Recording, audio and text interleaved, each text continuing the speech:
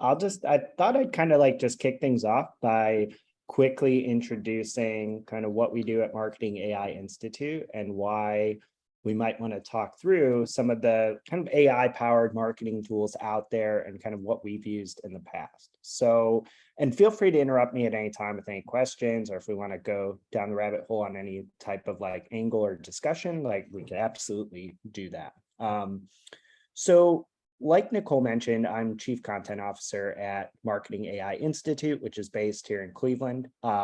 We are a very small business at the moment, 4 to 5 people on any given day. We're a tech startup essentially. And what we do is we make AI approachable and actionable for marketers. And the reason we do that is because myself and our founder and a couple of our other employees actually spun out of a marketing agency that was also based in Cleveland called PR 2020. They've since rebranded to Ready North. They were sold last year by our founder and CEO who started the agency. So our background is entirely in marketing. For 10 plus years, we've been working with organizations of every size on the agency side. We were HubSpot's first ever agency partner, so very focused on kind of the MarTech side of the marketing industry. And kind of all through that, we started investigating AI's potential to drive performance for our clients. So probably about 5 years ago, we started really seriously researching what was possible. And Marketing AI Institute is a media and event and education company that kind of spun out of all that research. So just to kind of give you a little background, like we are marketers first, we're learning AI second, I would say.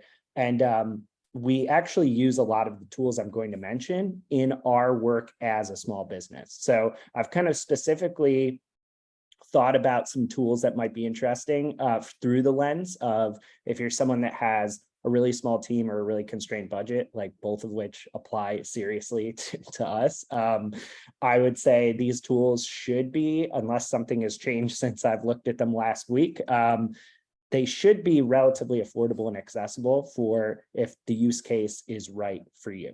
So I figured I'd just kind of like jump in and mention a few that are interesting. And then, you know, if there's any tool or name here that you would like me to send you, just feel free to email me. It's just mike@marketingaiinstitute.com. Happy to answer any kind of follow-up questions or anything like that. So I'll just jump in by saying I'm going to mention a couple of the most interesting tools to me. Keep in mind, obviously, I'm working a lot in content marketing. I wear basically every marketing hat you could imagine at the Institute, but a lot of the immediate applications that we use are related to content marketing. So I've tried to kind of include a diverse group here, but there's probably going to be some that are skewed towards content marketing. So I will just kind of dive in, throw some names at you, and we can kind of talk through those. So I'd start off by saying we kind of approach all of this by looking at what we do every day in our business and in our marketing program, and really trying to break that up into use cases, into saying, okay, what are we doing every day that's costing time, money, and bandwidth? And can AI solve any of these challenges for us? And kind of going through that process in fits and starts over the years, one big thing that we started off saying is, okay, we have the ability in-house to create a ton of content. Like I'm a writer by trade. We've got a strong content team. But how do we know what to create, what content to create, and how to create it? And so one tool that we started using, who's a partner of ours, is called Market Muse.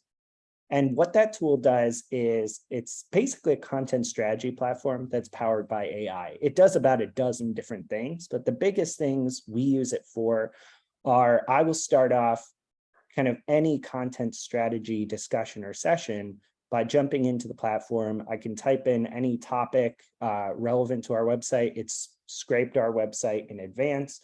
And Market Muse can then tell me, okay, here's kind of your personalized difficulty for ranking for a bunch of different topics. So kind of what that means is instead of just your average search difficulty, which is really useful, it will actually look at domain authority, how much content you have, your traffic, et cetera, and use these signals to tell you, okay, we predict that you can actually rank much easier than the competition for certain topics based on your authority, based on your topic expertise. So right there is a way we kind of use AI for quick wins. So we'll jump in and, create one-off articles or flesh out or update current articles that are relevant to those topics.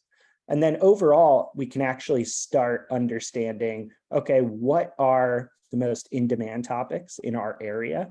And then we can actually generate kind of like AI-powered content briefs is what they call them, which will tell me and my writers exactly what topics to cover and what topics and subjects to mention within each of those sections. So basically, I can either take a content brief myself, do my own research, and then crank out a post that I have a decently high degree of confidence is actually going to rank for the terms I'm trying to rank for. Or even better, which we've started to do more of, we can hand those briefs off to, say, a very strong writer on our team or a freelancer who knows the subject, and they have a perfect outline of exactly what we need to cover to actually rank on page 1 for certain terms.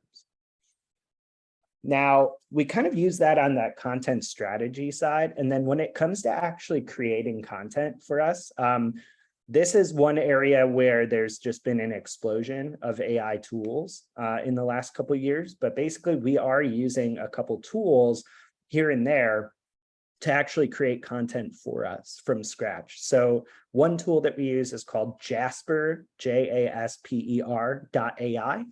And that's a relatively popular and affordable writing tool. And what you do is you give Jasper a prompt, you build, if you want, kind of an outline of sections and topics for Jasper to cover in an article. You tell the tool what tone of voice you'd like. Would you like it to be informative, funny, what have you? I believe there's even a feature where you can type in a tone of voice you'd like someone typed in one of the examples I saw, like, I want this to sound like the guy in the Allstate insurance commercials, and you're able to actually do that. And what Jasper will do is then automatically write content for you. Now, these tools are still really, really at the kind of in their early stages. They've really advanced amazingly, I think, in the last couple of years, to the point where we're actually able to have something like Jasper start a post for us, flesh out certain sections. It's not going to write a whole post for you without you doing anything. But I can say, as someone who used to be a professional writer and is a professional content marketer now, it's really an incredible aid to writing. So if you want to get rid of writer's block, generate new topics, even just get started, we found it to be pretty invaluable. And I would be pretty surprised if in the next few years, these tools don't get to a point where they can actually be creating a fair amount of content. They're moving that fast. So it's definitely something to watch, but, temper your hype a little bit. These things aren't going to write full articles for you, but definitely worth looking into given the price. I think the pro mode of Jasper is like maybe $60 a month. So if you're an organization that's creating a lot of content, it's kind of a no-brainer to be using one of these tools, or at least experimenting with them, because especially for some top of the funnel content that's much more, say, basic or high level, these could be really interesting. And I think there's companies already generating, honestly, hundreds or thousands of articles probably every month using some of these tools. I would hope that they are going for quality over quantity, but the reality is they might not be. And like Jasper.ai, that's just one that we use and that we like the interface of. There are hundreds of other tools that do something similar. So I can't say this is like the best tool for this out there. I've found it to be helpful, but there's others. A couple other popular ones are HyperWrite, and then something called WriteSonic, which is WriteSonic. Those two I've found to be really interesting as well in terms of generating content. HyperWrite doesn't seem like it has as much of a focus on marketing content these days. I think they're kind of trying to determine which industries they're targeting, but I've used it. It seems interesting. WriteSonic was really helpful as well. So kind of like pivoting to a couple other use cases, again, it's kind of just thinking through, we try to think through like what is really annoying us in a day, what's taking too much time, what feels like a slog, what do we hate doing, and what can we not do that we need to hire for? And that's actually a really interesting question to start asking with this, because for instance, we create a ton of content. None of us are professional video producers, editors, podcast editors, audio editors, anything, any production capabilities we don't have. However, we're able to use a tool like Descript, which is DESCRIPT, which is a tool that is basically an AI native tool. It wouldn't exist if AI hadn't progressed as far as it's progressed in the last few years. What this tool does is it makes it easy for anyone, including me, to do pro level video and audio editing in a basically click and drag, point and click interface. So it's really incredible. I don't know what the current pricing is, but I think we got it at one point for like $25 a month.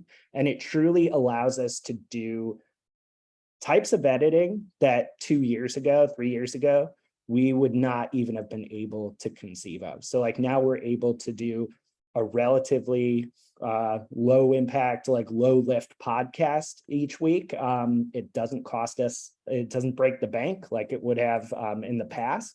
And it's really incredible to just think about how some of these tools can augment you. Like you don't have to sit here and say, AI, like, I don't think we have the technology, aptitude. I don't think we have the budget. I don't think we have the time or skills to be able to use this stuff. Like some of these can be, you can onboard in like an hour with one of these tools and get started.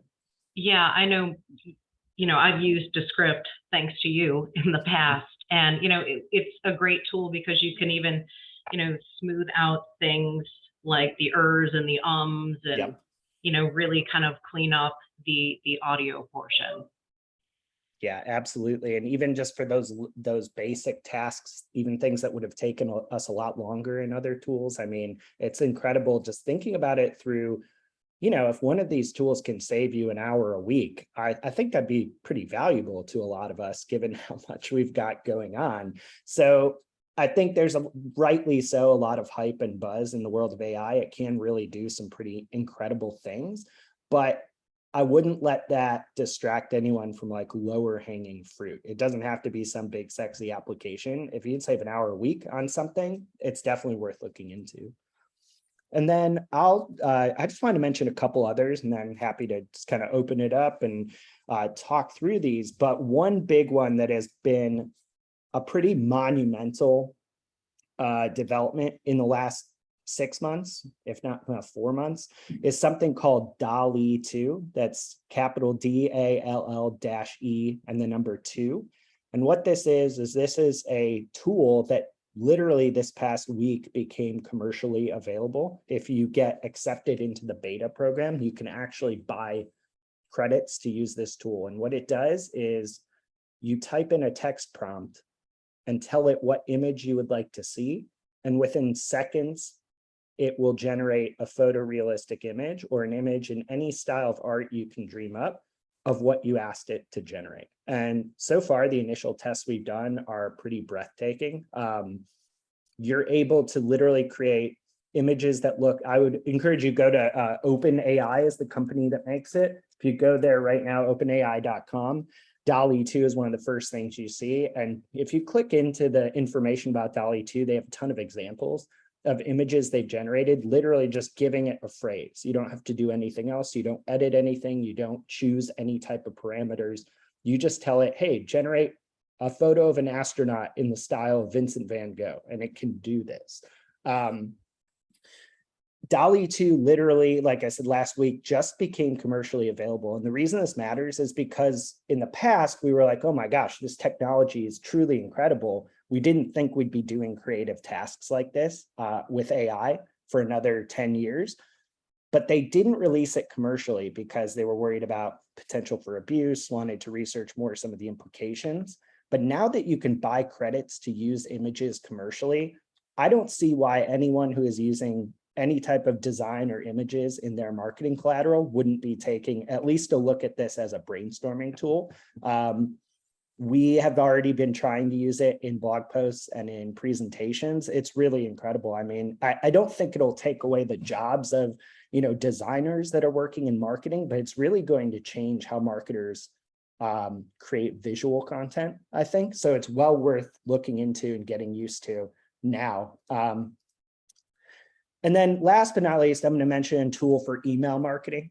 This is a company we're really familiar with as well, called rasa.io. That's rasa.io. And Rasa is really cool because if you do any type of email newsletter, I would definitely take a look at Rasa. What Rasa does is you give it a number of sources, like say you have a business newsletter, and give me some really good sources that your audience would be interested in, things like Inc.com, Bloomberg, what have you. And you basically train it to pull relevant articles from all of those sources, automatically create a newsletter from it, and then automatically send that newsletter to everyone on your list. Now, that's pretty cool to start because, obviously instead of hunting down all these links yourself, it does it for you. What's even better is that as people on your list start clicking and reading certain content, Rasa will actually tailor the newsletter to each individual. So if Nicole gets my business newsletter and is super interested in Ohio tech news, she's going to get more and more content around those types of topics. Whereas if I'm clicking on something like, hey, I'm really interested in kind of the tech scene in Europe, I'm going to get more content tailored towards that interest, which will lead to higher open rates and higher engagement. And we've kind of tested this out in a number of contexts, both on the agency side and for the Institute. And it's pretty remarkable how high quality the content curation of the tool is. And it's this level of kind of one-to-one personalization that just wouldn't be possible to do in any type of manual fashion. So I will stop talking for a bit here, but I hope those were helpful. I've got, tons of other tools to recommend as needed, but I figure I'll just turn it over to the group. Yeah, and I think, Mike, one of the, the nice things about AI is, it's not about replacing jobs. It's about allowing people to work smarter. And I know I've personally played with a few of these tools, and, like I said, the thing is we're being inundated with all of these tools on a daily basis, and, having the ability to sort through and especially those of us, and I know there are a few of us here that, kind of are a one-person marketing department, or maybe have a few people backing us up. So, just the ability to have someone like you come in who's, worked with these tools and tested them is very helpful. So, I think we can open it up for any questions related to, marketing platforms, tools, things that you're using that you're liking, challenges you're facing. Don't be shy. Mike, I can't wait to jump into all these tools. I've vigorously taken notes here, and I'm going to jump right over into my, I've already started to look at some of these. They look great. I'm curious, how do you determine how to kind of work some of these tools into your workflow? Like you mentioned, some of these tools could come in at like a brainstorming stage, or, when you're kind of starting to formulate your content strategy, for instance. Like, at what point do you determine, okay, now I know I'm going to switch over to this tool and use this tool for a very specific task that I need done today? And how do you kind of work that into your workflow in a seamless way that, doesn't take up too much of your time in terms of implementation? That's a really good question. And very candidly, it's a pretty messy process, I would say. We're, like I said, 4 or 5 people. When it comes to really on the content side of things, honestly, it's just me kind of making a lot of game time decisions, to be perfectly honest. But one thing that has really helped me, and that I think I'd like our organization to talk more about moving forward, is this idea of having some type of strategy and process in place before you even start considering this. Like, I am a big checklist person, for instance. Like I have so many things going on in a day that if I can standardize something and not have to think about it the next time I do it, that's like really helpful to me. So in the process of kind of creating those types of checklists, suddenly you have, after a time, a series of broken down steps of what each of these tasks and campaigns and activities is comprised of. So from there, it's more, I think having a broad sense of the steps and process first can be really helpful. It does not have to be perfect, but even just on a piece of paper saying, okay, when we go from a blog post idea to publishing the final product, like what are those steps that are roughly involved? Who's doing them? Which of them takes the most time is really where I default to, where I say, okay, I'm doing the same thing over and over and over again. Like that's why DALL-E 2 is so interesting to me, because one of my pet peeves is that I have to sit here and do the exact same thing every time to find a stock image. And it's not even that good. And it's like everyone's using the same ones. I don't have time to like have something original commissioned or find something super compelling. So it just ends up being this like mediocre stock photography. That it's really like the frustration, to be honest, that like is how I prioritize some of the integrating these into the workflow.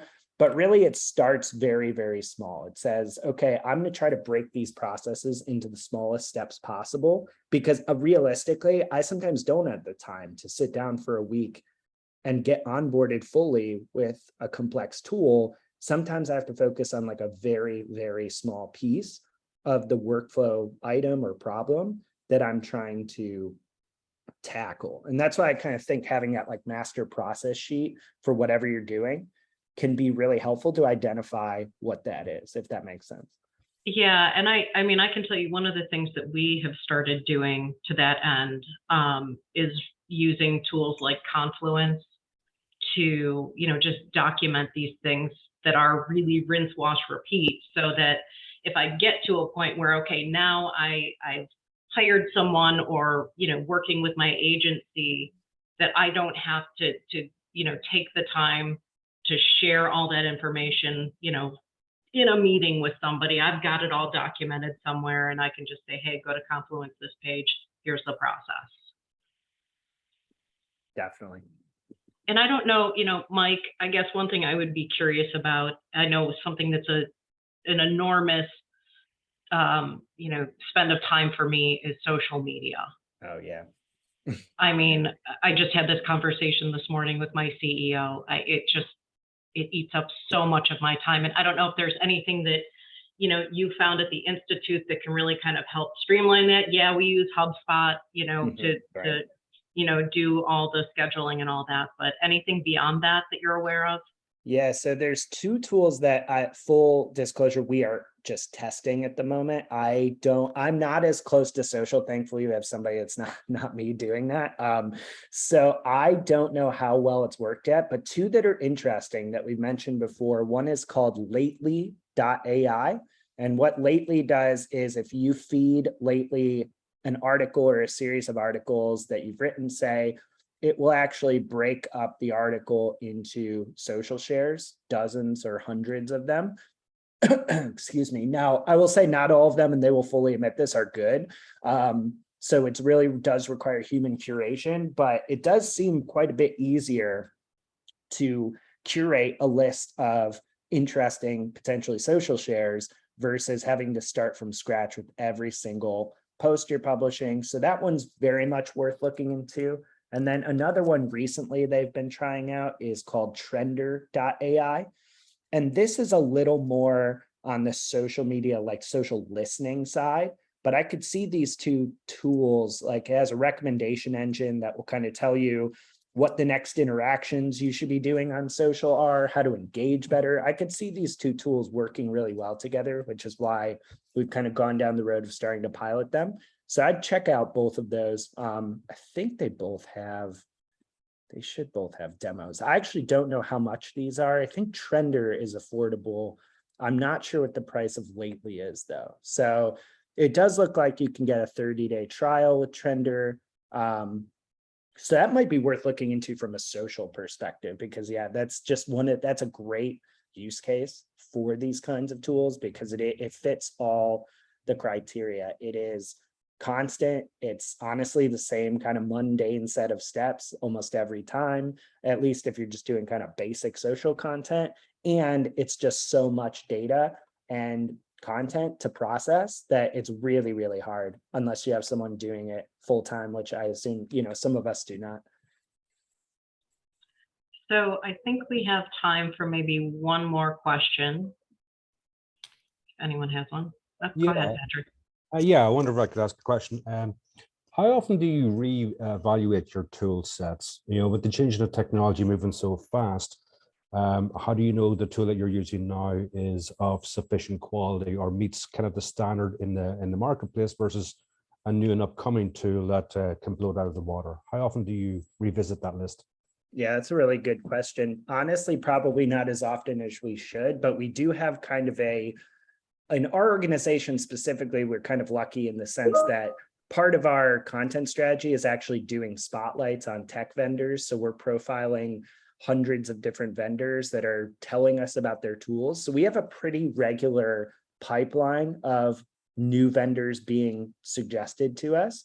I would say from the tools I use most, it is relatively easy to figure out when they're not working because they start generating content gibberish. So I realize that might be time to go find a new tool. But I would say at least every quarter we should be looking at this stuff seriously, at least in the language space, because it is moving so fast. I could see, with how fast some of the developments have gone, you could very easily be using a best-in-class AI tool that gets obsoleted, with one new advancement. So I would say quarterly at the very least. We realistically probably should be doing it monthly, but we just don't have the bandwidth to be doing that. So I think a quarterly audit is probably a really good idea. Yeah, from my perspective, the difficulty here is because being a small organization, you use a wider range of tools. Mm-hmm. So therefore, by the time you've got it fully onboarded and worked into your system, and it then kind of integrated with other tools, it then becomes difficult to disassociate that tool from mix, right? You kind of almost lock yourself into a pattern. Absolutely. And so far, I would say, because the market for a lot of AI marketing tools is so fragmented still, there's not a ton of, from what I've seen, a ton of like big unified sort of AI marketing platforms you'd probably be using. I can't really think of one off the top of my head that you would be kind of like more that you'd be onboarding with over time with like a HubSpot or a Salesforce or something. So it is more of these one-off tools, but that's why I also think it's just critical to be testing constantly, a handful of tools. And it's really hard to do. Like it's hard for us and it's like our job to do it, but because it moves so fast, to your point, you have to be really careful about what use case you're starting to try to pilot AI for and how you're solving it. And that's why we recommend to anyone, small business or not, you have to start really, really small because the cost of failure can be quite high. For sure. So we are at time, and Mike, we would be remiss if we didn't give you 15 seconds to talk about the exciting conference happening here in Cleveland next week. Yes. For our fellow marketing friends. Yes. So we also yearly host the Marketing AI Conference here in Cleveland, MarCom. It's happening next week, starting August 3rd. We have a series of incredible speakers and workshops designed to get every, non-technical marketers like me, like others. You don't have to have a background in data science or machine learning to go from kind of 0 to 1 with AI. That's what the event is designed to help everyone do. So like I said, it's next week in Cleveland. I assume everyone is relatively close to Cleveland. If you have any interest, please reach out to me. We have a lot of great possible deals for teams and things and discounts we can work on, especially this close to the event. So please reach out, Mike at marketingaiinstitute.com, and I can absolutely guarantee we can put something really interesting together for you or for your team to come join us if it's possible. Great. So thank you so much, Mike, for joining us today. And thanks everyone for participating. We will make sure that we recap the tools that Mike talked about in Karen's ongoing sort of, well, what do you call it, Karen? We'll call it a compendium of resources. I There don't we know. go. That works. Perfect.